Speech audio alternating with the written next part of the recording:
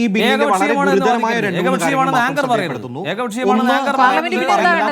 Demand ഉള്ള സമയത്ത് work നൽകാമെന്ന രീതിയിലാണെങ്കിൽ ആങ്കർ വർക്ക് നൽകാമെന്ന MGNRIGSന്റെ സ്കീമിൽ നിന്ന് അവതരിപ്പിച്ചിട്ടുണ്ട്. ഇതിൽ ഞാൻ ഇവരെല്ലാം പറഞ്ഞതിനുള്ള ഇനിയും സമയം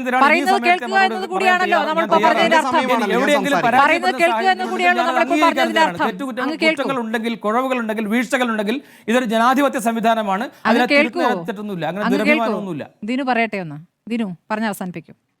ഓക്കെ, ഈ ബില്ലിന്റെ ഗുരുതരമായ ചില പ്രശ്നങ്ങൾ എന്ന് പറയുന്നത് വർക്ക് ഓൺ ഡിമാൻഡ് ആയിരുന്നു MGNRIGSന്റെ അകത്ത് ഉണ്ടായിരുന്നത്. പക്ഷെ അതിനെ ഡൈല്യൂട്ട് ചെയ്തുകൊണ്ട് ഇത് സ്റ്റേറ്റിന്റെ അല്ലെങ്കിൽ സെൻട്രൽ ഗവൺമെന്റിന്റെ അപ്രൂവ്ഡ് പ്ലാൻ പ്രകാരമാണ് ഇത് മുന്നോട്ടേക്ക് പോകുന്നത് എന്നാണ് ഒന്ന്. രണ്ട്, സെക്ഷൻ 6 പറയുന്നത് 60 ദിവസം പ്രോഹിബിറ്റ് ചെയ്യാണ്. ഇദ്ദേഹം അത് വലിയ നേട്ടമായിട്ടാണ് വലത് നിരീക്ഷകൻ പറഞ്ഞത്. നോക്കൂ, ഭൂരഹിതരായിട്ടുള്ള കർഷകർക്ക് അഗ്രേറിയൻ സൈക്കിളിന്റെ സമയത്താണ് ഏറ്റവും കൂടുതൽ കഷ്ടപ്പാട് അനുഭവിക്കേണ്ടി വരുന്നത്. അത്തരം ഡിസ്ട്രസ് അനുഭവിക്കുന്ന സമയത്ത് 60 ദിവസം മാൻഡേറ്ററി ആയിക്കൊണ്ട് തൊഴിൽ നൽകാതിരിക്കുന്ന ഒരു പദ്ധതിയാണ് ഇത്. അപ്പോൾ തൊഴിൽ ദിനം കൂട്ടി എന്ന് പറഞ്ഞു കഴിഞ്ഞാൽ യഥാർത്ഥത്തിൽ 60 ദിവസത്തെ തൊഴിൽ കൂടി ഇല്ലാതാവുകയാണ് ഇന്ത്യയിലെ പാർശ്വവൽക്കൃത വിഭാഗത്തെ സംബന്ധിച്ച്. 243 ജിന്റെയും 243 എയുടെയും എസൻസ് ഇല്ലാണ്ടാക്കാണ്.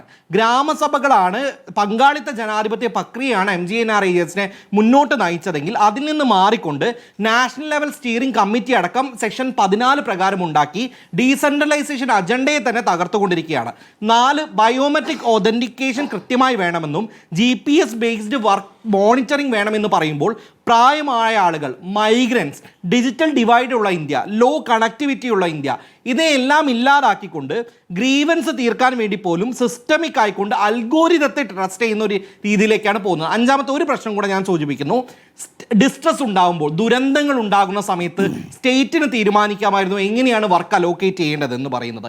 ഈ ഓട്ടോണമിയെ മാറ്റിക്കൊണ്ട് സെൻട്രൽ ഗവൺമെന്റ് അപ്രൂവൽ വേണമെന്ന് വളരെ കൃത്യമായി സെക്ഷൻ 7 പറയുന്നു. സ്മൃതി, ഒറ്റ കാര്യം പറഞ്ഞുകൊണ്ട് അവസാനിപ്പിക്കുന്നു. AK അനുരാജ് നേരത്തെ സൂചിപ്പിക്കുന്നുണ്ടായിരുന്നു അദ്ദേഹം കണ്ണൂരുകാരനാണെന്ന്. ഭാഗ്യം ഇവിടെ BJP ഭരിക്കാത്തത്, അല്ലെങ്കിൽ കണ്ണാശ്രമ നഗറിൽ നിന്ന് വരുന്ന ആളാണെന്ന് പറയേണ്ട ഗതികേട് അദ്ദേഹത്തിനുണ്ട്.